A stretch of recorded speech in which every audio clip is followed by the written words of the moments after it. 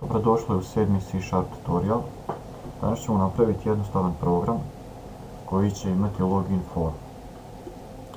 Kad smo kreirali novi projekat, malo ćemo podesiti formu. Naziv ćemo staviti login. Stavit ćemo background sliku. Moramo staviti da je stretch, tako je uvijek preko cijelog ekrana. Tu ćemo staviti jedan text box i još jedan. Onda ćemo staviti label i još jedan.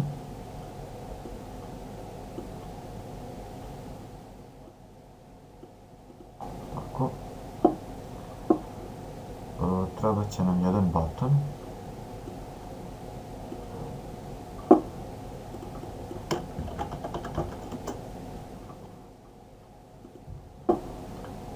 Ovdje u ovom textboxu stavit ćemo da se zove txt šifra. Dakle, tamo u kodu ćemo definisati ga kao txt šifra, a ovaj će se zvati txt in. Ovo je label 1, stavit ćemo tekst, korisničko ime,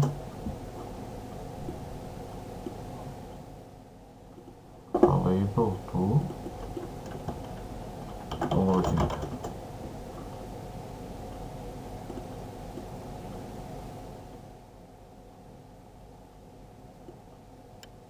Tako tu.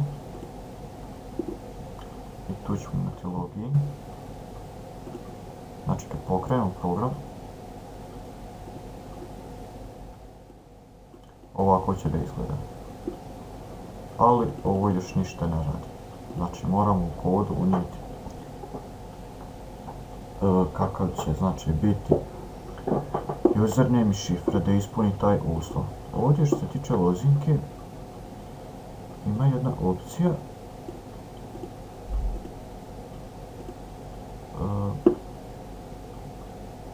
samo malo password čar, stavit ćemo tu ovako. I znači kad budemo kucali, pokazat će nam, znači sakrit će password tu. Šta god da kucamo, pokazat će nam ove zvjezdice. Tu na login stavit ćemo if, dakle if txt ime tekst bude jednako ime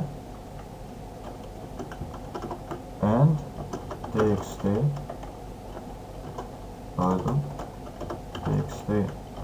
šifra dot text bude jednako cifra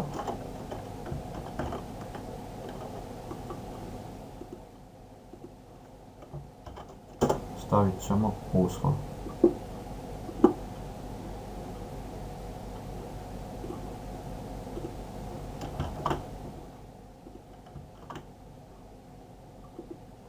To je to.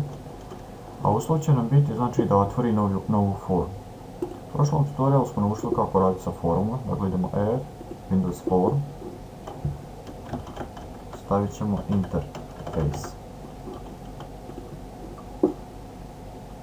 I ovdje ćemo staviti dakle jedan gif doc import container stretch image, choose image, stavit ćemo jedan gif, evo ovaj tu,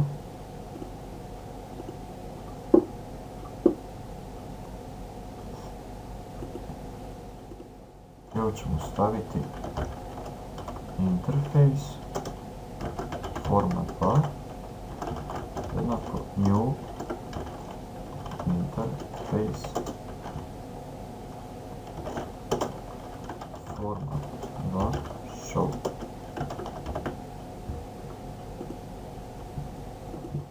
Ovdje da isto zavisno. Pokrenut ćemo program. Ako kliknemo login, neće se ništa pojaviti. Ako unesemo tu ime i dalje cifra, login, pokrenut će nam naš GIF. Sad moramo napraviti naredbu else, gdje ćemo pokazati message box, prostite,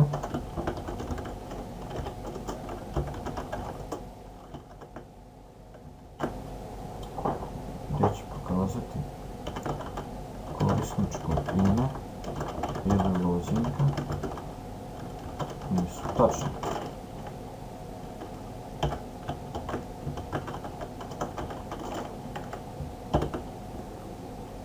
I znači kada pokrenemo, ako nešto ne bude u redu, pokazat će korisničko ime i lozinka nisu tačni.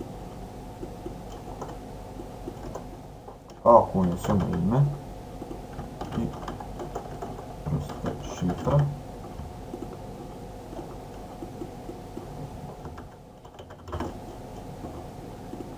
pokazat će nam ovaj GIF. To bi bilo to za današnji tutorial. Hvala na gledanju.